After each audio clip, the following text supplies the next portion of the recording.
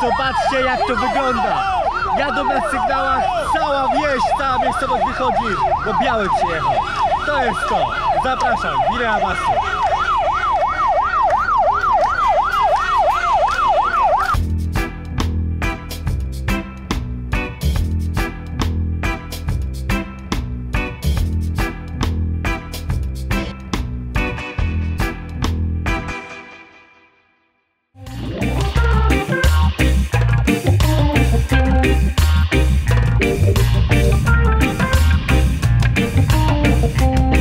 Wylądowałem w Senegalu, jestem tutaj na dworcu. Będzie się zbliżał wieczór, więc jadę busem do miejscowości, w której wyrobię jutro wizę do samej Villa Abassu czy jakoś tak i będzie dobrze. No nic, nie ma co przeżywać, troszeczkę mi się kręci w głowie. Cały czas czuję, jakbym był na tej łódce, się mi kiwa normalnie. Dojechałem tutaj busem i teraz też busem pojadę. No. Czasem tak bywa. Jak człowiek jest zmęczony, to się nie będzie katował, tylko jedzie sobie po swojemu, nie? Jestem, oprócz tego, że w robocie to też spełniam marzenia i też chcę się cieszyć z tego. Nie zawsze mam siłę, a zbliża się Wigilia, a jak się Wigilia zbliża, to znaczy, że muszę dojechać na miejsce wtedy, kiedy chcę. Ale gdzie, to jeszcze nie wiem. To sprawdzę wieczorem, jo.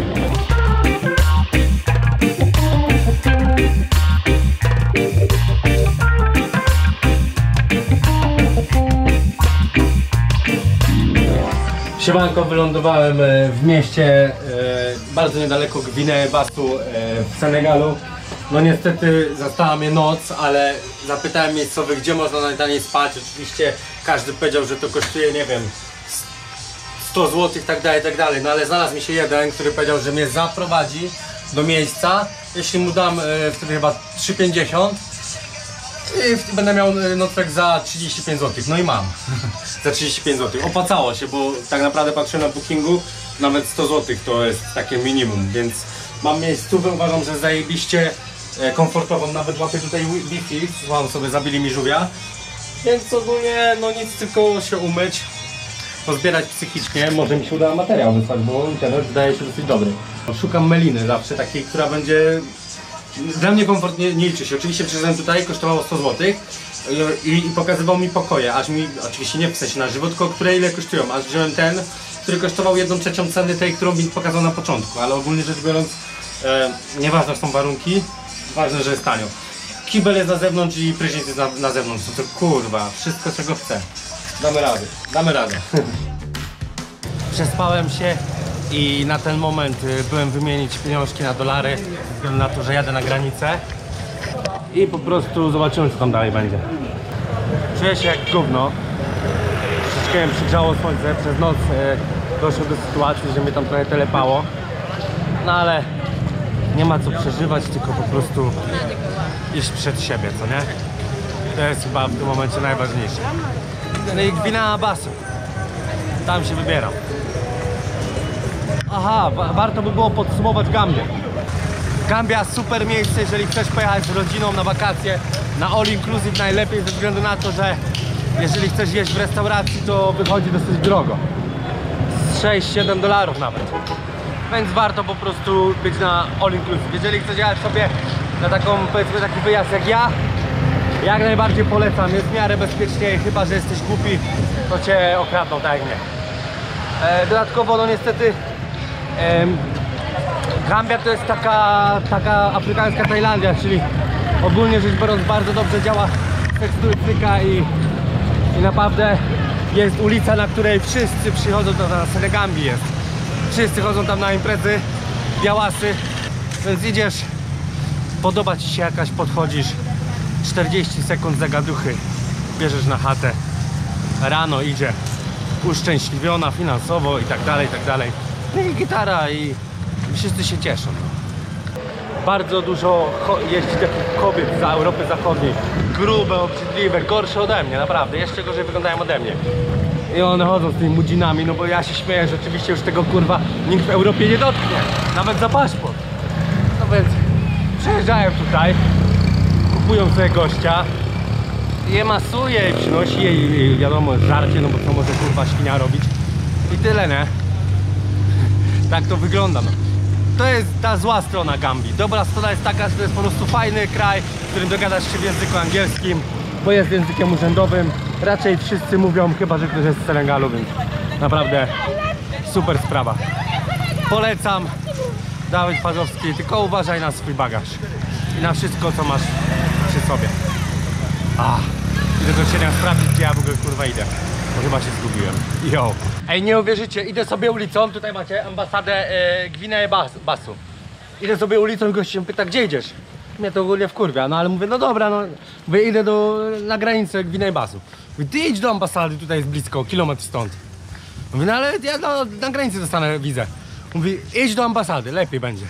Ty, pojechałem do ambasady, za co normalnie 3 zł, sobie zajechałem, by się nie spocić. Przyszedłem do ambasady, na internecie kumpel mi powiedział, że dostał za darmo na 2 tygodnie. Inni dali 80 euro za miesięczną wizę. Ja tu przychodzę, wyciągam kurwa $80. Pytam się, no ale jeszcze nie pokazałem panu. Pytam się, no ile kosztuje wiza? A on do mnie 20 000. 20 000, no powiedzmy 15 000. Nie, czekaj. 15 000 to 100 zł.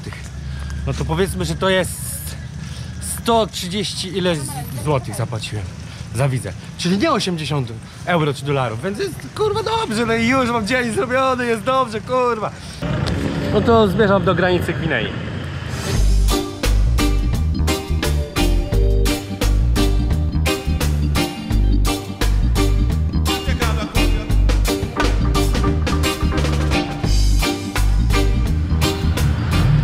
Jak widzicie, w Gwinei Basu raczej nie brakuje wody.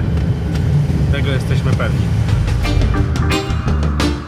Siemaneczko, jestem w Bissau, ale cofam się o 30 km. Dlaczego tu jestem? Wylądowałem tutaj no już tak około 16-17. Niestety na Bookingu czy na Airbnb noclegi no, nie spadały poniżej 180-200 zł. Więc stwierdziłem, o kurwa, no nie da się tak. No i zapytałem kierowcy, czy zna jakieś miejsce, w którym mógłbym spać. Przywiózł mnie. Kosztowało to jak na takie miejsce za dużo, bo 66 zł, ale wyobraźcie sobie, że jest to burdel. I oczywiście nie chodzi o taki burdel jak u nas w Polsce, czyli przychodzisz, jest burdel mama i stoi, nie wiem, 15 dziewczyn i pokazujesz, że chcesz tą, albo te 2, albo tych 8. Tylko jest to tak, że jest po prostu bar, a za barem są pokoje, czyli przychodzisz, panienki wiadomo są w jakim celu i po prostu zarobkowym i wynajmujesz na godzinę takie pokoje. No i o co w tym chodzi? No bo trochę pokój to wiadomo typowo burdelowy, czyli nawet nie ma takiego osobnego kibla, tylko jest po prostu łóżko, na którym obrzydliwie się śpi, bo wie do czego, człowiek wie do czego służy. No oczywiście użyłem swojego śpiwora, no ale wiadomo o co chodzi. No i jest taka ścianka, żeby nie wydać jak ktoś sra czy sika. No i prysznic. Oczywiście prysznic nie działał, ale w tej beczce była woda, więc dało radę. No i tak się wynajmuje na godzinę i się śpi. Ja tutaj spałem ze względu na to, że to była najtańsza opcja, jaka istnieje w mieście. I on gość mi powiedział, nie ma taniej. Mówi, to mi zaufaj. No i tak przyszedłem. Zresztą ja znam afrykańskie ceny. Afrykańskie ceny są okropne. A widzicie, w ogóle nawet żarówka jest burdelowa. Czekajcie, otworzę tu. Nawet żarówka jest burdelowa.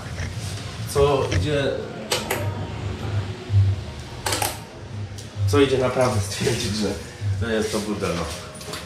Nie ma co przeżywać, tylko pakować się. Jadę na 2 dni do takiej miejscowości, gdzie znalazłem, ale to w sumie nie ja znalazłem, tylko jedna z dziewczyn, która ogląda ten program, czy tam ogólnie przez świat na fazie.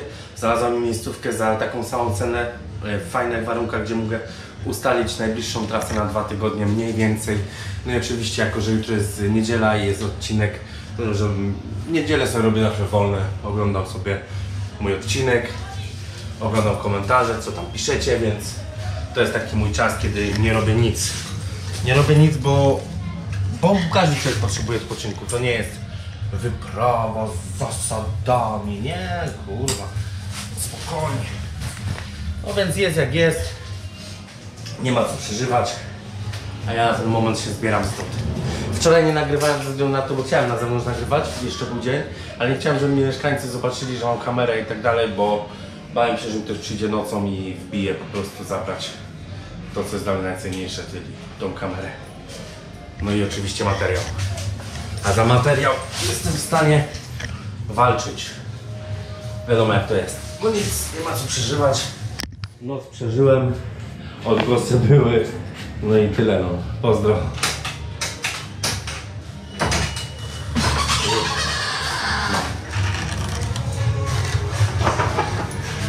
Patrzcie, tam jest bar. I to jest taka zasłonka i jeśli przychodzi, to jest panienką i pyk. Zarobkowe panienki, no nie tak, że wyrywasz. A takie też się może trafić, ale rzadko. No i właśnie spałem za czym jestem. Co tam mam dużo mówić? Jest teraz chyba czas wyborczy. Ze względu na to, że wszędzie jeżdżą i rozwieszają te reklamy i tam mówią na kogo głosować. Czyli trwa po prostu kampania wyborcza. Jest to kraj demokratyczny mimo swojej biedy i ogólnej katastrofy jakiejś tam humanitarnej, ale radzą sobie z tą demokracją i rzeczywiście jest tutaj wybierany czy tam prezydent, czy tam parlament w sposób normalny. No i właśnie w ten sposób tak sobie żyją. No. Mimo wszystko, jakoś sobie żyją. Ale to jest chyba spoko, nie? Jadę do miejscowości Bula. I z Bula, dopiero w Bula będę decydował, co to się u mnie będzie działo w najbliższych tygodniach. Bo wiecie, ja tam nie planuję tej całej podróży przed samą podróżą, tylko tak sobie tydzień, dwa przed sprawdzam co i jak i niby jadę tak jak miałem jechać, a tak naprawdę wszystko się zmienia. I tyle. Jest 21 grudnia. W ogóle wczoraj jadłem takie gówno, nie wiem, jakiś taki biały grysik, nie grysik, jakieś takie coś sztywne, tak niedobre. W ogóle jestem głodny i to nie jestem głodny z biedy, jestem głodny z tego, że naprawdę nic dobrego w miarę. Na przykład fasolę. No nie było, kurwa, no nie było. Teraz ja mam za fasolę i ryż wszystko zrobił. A tak narzekałem, nie? Siemanko, odpocząłem sobie. Jak wiadomo, zasada jest taka, że niedziela to jest dzień święty, czyli w niedzielę odpoczywam, bo w niedzielę po prostu jest odcinek i ja sobie wtedy czytam komentarze i leżę i ogólnie odpoczywam po całym tygodniu.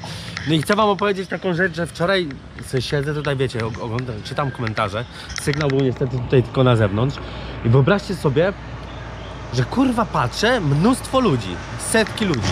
Mówię, dobra, przyjechała armia. Normalnie mają kałachy, nawet niektórzy mieli bazuki.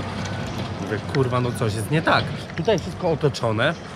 Jakieś auto dobre podjechało i gościu ma przemówienie. Pytam się typa, mówię, co tu się dzieje? A on mówi, prezydent przyjechał. Ja mówię, jak prezydent? No prezydent kraju. No bo właśnie są wybory na prezydenta tutaj w Gwinei-Bassu. Powiem wam szczerze, że dosyć śmieszna sytuacja, że prezydent kraju akurat przyjechał tam, gdzie ja jestem. Dziwne, bo to jest najtańsze miejsce w kraju do spania.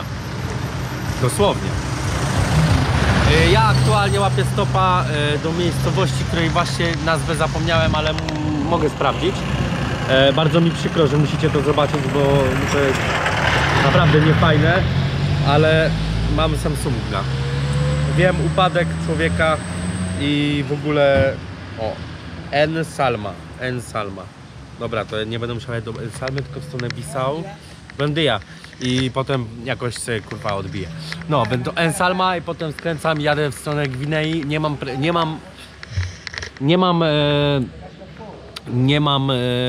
Nie mam wizy.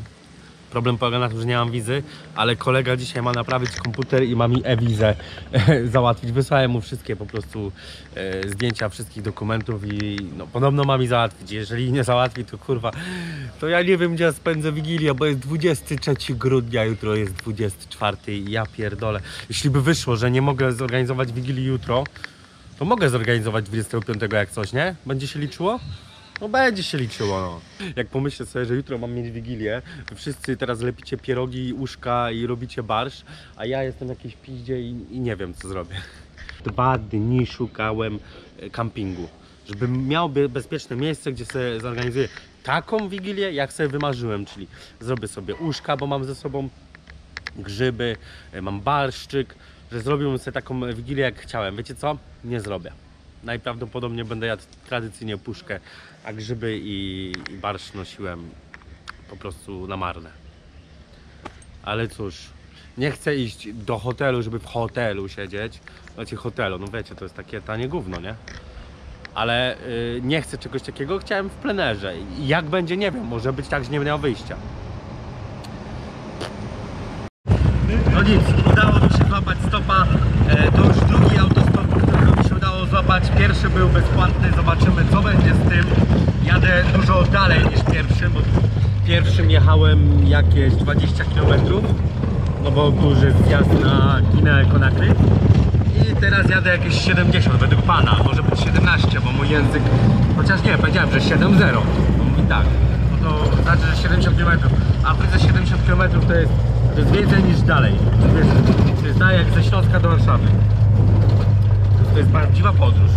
Chociaż przypomina mi się, już święta przychodzą, więc jakieś takie wspomnienia, jak moja babcia mieszkała 15 km od nas.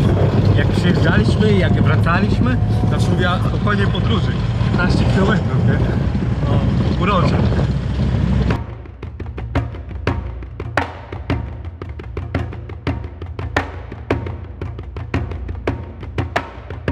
No i cóż, i w taki otóż sposób, jak widzicie, w Afryce na przykład jest poniedziałek, czyli dzień, na przykład, jak to się nazywa, dzień handlu i oczywiście przy drodze głównej prowadzi się biznesy, no i w ten sposób jakoś sobie żyją. Oczywiście nie wiem ile wychodzi dniówka, jeśli tu przystoi taka dziewczyna i myślę, że zarobi, no ile, 20-30 zł jak zarobi, to jest kurwa maksimum. Ale mimo to starają się. Ja to szanuję i to bardzo. Naprawdę. Trochę miałem pecha, bo byłem w fajnym miejscu. Merci. Byłem w fajnym miejscu i ogólnie skończyło się tak, że nie jestem w fajnym miejscu, bo pani mi powiedziała, że tylko tu podjedziemy i tam wracamy. No i kurwa oczywiście wyszło, że zawieźli mnie na autobus, no ja pierdolę. A ja mam dużo czasu, bo kurwa nie mam wizy do następnego kraju, więc nie jadę busem, bo mi się nie opłaca, no ale kurwa teraz muszę 2 km zapierdalać, no. Zjadłem coś u tych kobiet, ale one mają same słodkie rzeczy. A jak zjem jedną rzecz słodką, to wtedy wpierdolę wszystko co słodkie.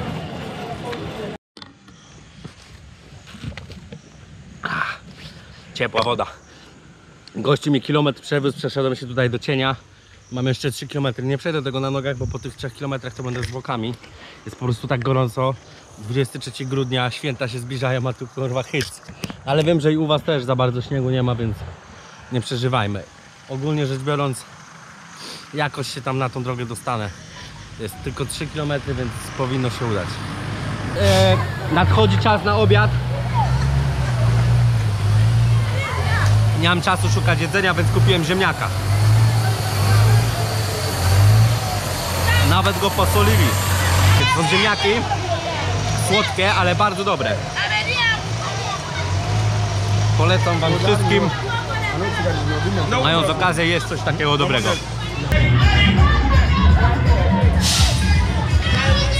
Jak to jest, że jestem w tym kraju 3 dni, już 2 razy widziałem prezydenta, a w Polsce mieszkam lat 29 i nie widziałem prezydenta jeszcze nigdy.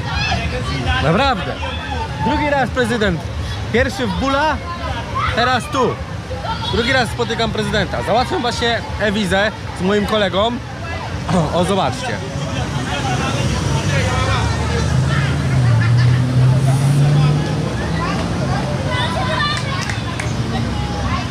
Ale powiem wam, kampanię wyborczą prowadzić za pieniądze podatników to dosyć zabawna rzecz. Inni kandydaci muszą sobie inaczej radzić, a on używa samochodów rządowych. No szanuję.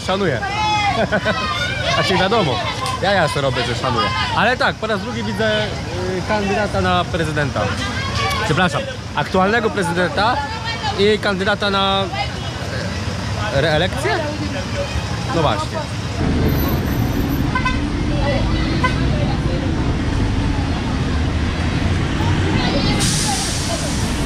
Jak przyjeżdża autobus, to chociażby było 200 metrów, wszystkie kobiety biegną i no jest, wiadomo, no ponad połowa to nie ma co popatrzeć, ale niektóra część jest dosyć młoda, około wieku pełnoletności z noszeniem stolików mają na bakier i zawsze jak biegną tu w moją stronę, a ja to przeżywam codziennie, to im tak te cycki pięknie latają, po prostu człowiek chociażby był zmęczony, chociaż byłby w takiej dupie, to się jakoś cieszy, jak te młode cycki latają na boki.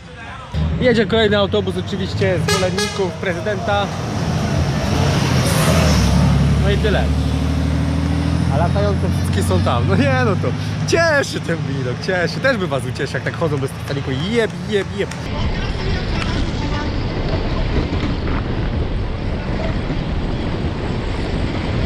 I ten moment, kiedy złapałem na stopa samochód, który ma koguta na górze i jedzie na sygnale, ale bezdźwiękowym i zapierdala ile mu tylko Bóg da, ze względu na to, że przecież jest rządowym samochodem. Oczywiście jest to samochód, który jest wykorzystywany do kampanii na wybory, ale mnie to nie interesuje. Co ma mnie interesować, jeśli to nie mój kraj? A tak zapierdalamy.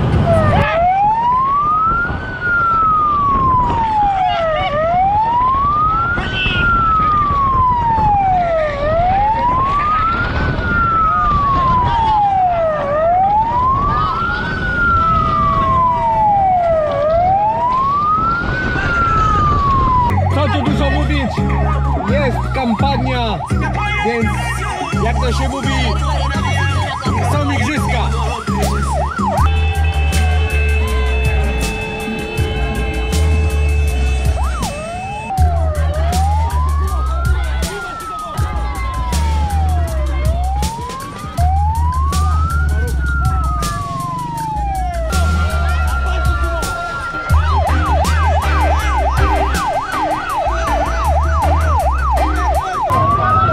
To wychodzi, że naprawdę w fajnym momencie trafiłem tutaj do kraju. Oczywiście tworzy to też również jakieś niebezpieczeństwa, no bo weźmy pod uwagę, że dokładnie 20 lat temu była tutaj wojna domowa. Co oznacza, że jak była 20 lat temu, to mogłaby się powtórzyć. Dlatego pamiętajcie, jeżeli są wybory w takich krajach, ale mu chłodnica wypierdoliła. Widzieliście to? Więc ogólnie trzeba uważać, trzeba mieć łeb na karku i ogólnie rzecz biorąc no Hakuna Matata. Aczkolwiek pamiętajcie, jeżeli w takich krajach znajdujecie się, a akurat są wybory, no to trzeba uważać. Na przykład w Kenii są wybory, ginie tam 1000-1500 osób mniej więcej. Więc no dosyć sporo. Albinos, że go nie zjedli? Bo na amulety nie przerobili?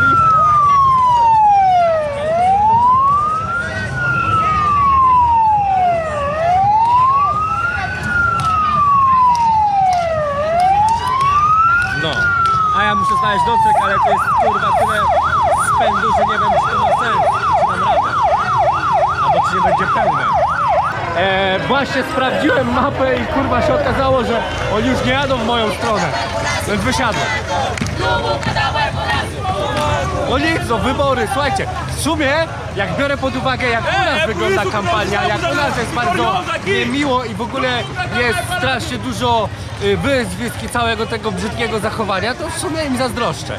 Aczkolwiek biorąc pod uwagę, że średnia IQ wynosi tutaj no mniej niż 70, to kurwa nie wiem, czy powinni mieć demokrację. Wiem, teraz ktoś będzie oburzony. No mówię wam jak jest. A ja zawsze mówię jak jest. Pozdro. Idę szukać noclegu. No. Jest tyle ludzi na ulicy, że raczej mi nikt krzywdy nie zrobi. Przynajmniej teraz. Ale się robi ciemno, więc wiecie jak jest. Jo, przez świat na fazie. Jutro Wigilia.